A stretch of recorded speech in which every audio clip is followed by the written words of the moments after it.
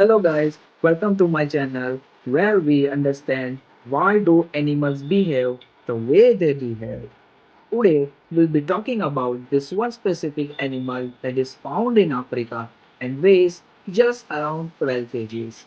Interestingly, the lions, the leopards, the crocodiles hunt it, and even the black mambas are in frequently combat with it.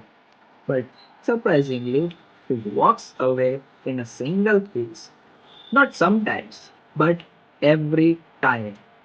This is the honey badger, and it may be the toughest animal on earth to kill.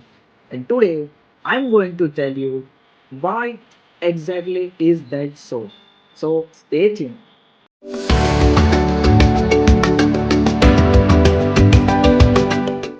The honey badger is not so big, but roughly the size of a small dog.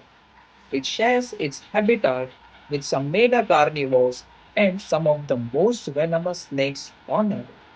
However, it has earned a reputation as the most fearless animal in Africa, or should I say, possibly on the planet. Oh, did you know that Guinness World Records officially listed it as the world's most fearless creature for years? Yeah, not because of its size and not even because of its speed, but because of what it's built from the inside out. To understand why almost nothing can kill a honey badger, you need to understand three things. First, its skin, then its immunity, and the most importantly, its absolute refusal to back down. So to begin with, we start with the skin. A honey badger's skin is approximately 6 millimeters thick. That sounds unremarkable until you understand what it means in practice. Most predator bites, including from the most furious leopards, cannot penetrate it deeply enough to cause fatal damage. The skin is also extraordinarily loose. A honey badger can turn almost completely around inside its own skin. Think about what that means for a predator that has grabbed it.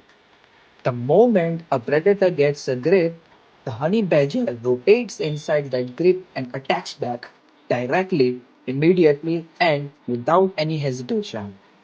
It goes for the most sensitive part, eyes.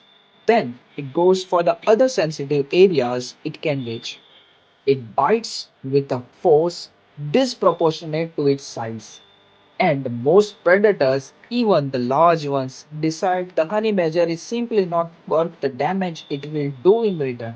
So they show submission and walk away. Now we understand the venom immunity. And this is where it gets genuinely extraordinary. Honey badgers actively hunt some of the most venomous snakes on earth like puff adders, cobras, even black mambas, not by avoiding their bites, but by absorbing them. So when a venomous snake strikes a honey badger, the honey badger goes down. It convulses, it loses consciousness, and then it wakes up. So the researchers have documented honey badgers recovering from bites that would kill an animal 20 times their size. Whoa!